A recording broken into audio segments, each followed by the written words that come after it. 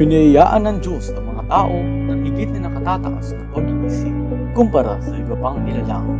Kaugnay nito ang kakayahan nating matuto ng sarili nating wika at mapayabong pa ito sa pagdaan ng panahon.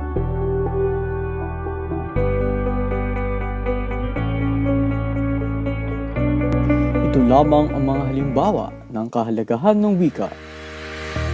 Media at musika. Maaari natin magamit ang wika sa mga larangan ng media tulad ng paglikha ng musika sa ating sariling wika.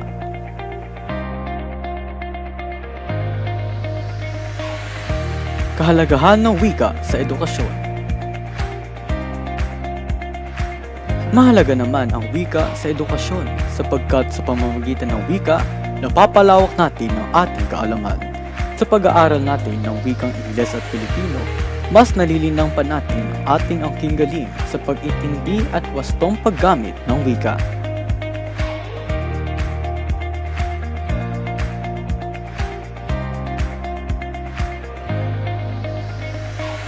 At sa huli, kahalagahan ng wika sa ating bansa at sa mga mamamayan nito. Sabi nga, ang wika ang kaluluwa ng isang bansa. Sa pamamagitan ng pagkakaroon ng sariling wika, nagkakaisa-isa ang mga mamamayan.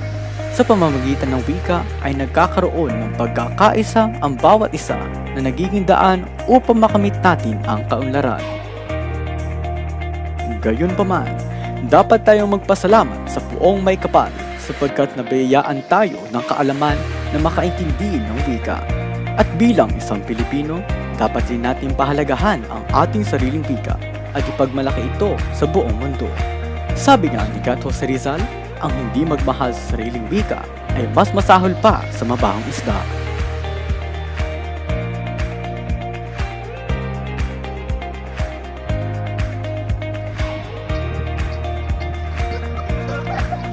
Parang